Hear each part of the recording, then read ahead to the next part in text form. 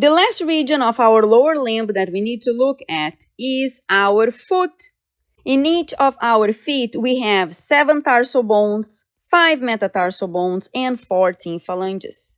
The tarsal bones are the calcaneus, talus, navicular, cuboid, lateral cuneiform, intermediate cuneiform, and medial cuneiform. Obviously, the medial cuneiform is on the medial aspect of the foot, and the lateral cuneiform is in the lateral aspect of the foot.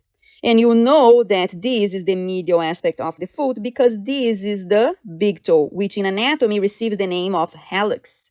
Now, what is an easy way to remember the tarsal bones?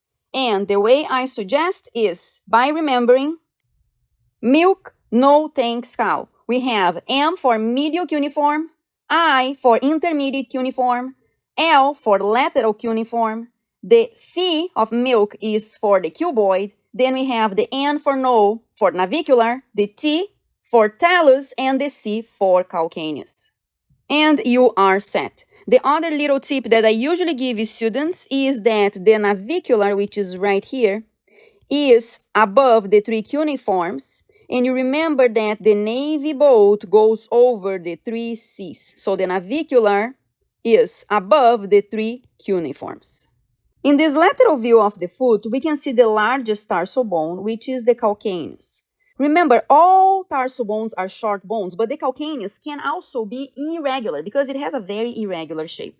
If we look a little superior to the calcaneus, right here, we see another tarsal bone. And this tarsal bone is called talus.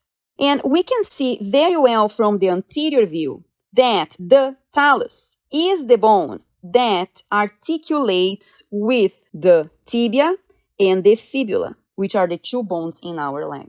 And the talus, the tibia, and the fibula are the bones that form our ankle joint.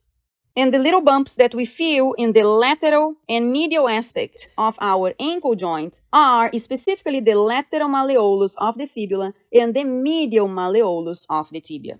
Also, from this anterior view, we can see the navicular going over the 3 C's, the medial cuneiform, the intermediate cuneiform, and the lateral cuneiform, and we can also see the cuboid right there. When we look at the metatarsals, we see that we have 5 of them, and we always start counting in the medial aspect. So we start counting on the side of our big toe, which in anatomy is called hallux. So this is metatarsal 1, metatarsal 2, metatarsal 3, metatarsal 4, and metatarsal 5. When we look at the phalanges, we see that our big toe, which is the hallux, has only 2 phalanges, the same way our pollex has only 2 phalanges.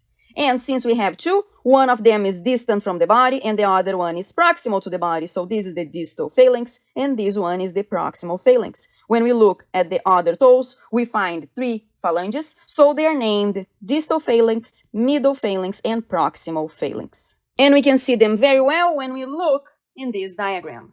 We have the distal phalanx, the most distant one, the proximal phalanx, the most proximal one, and in between them we have the middle phalanx.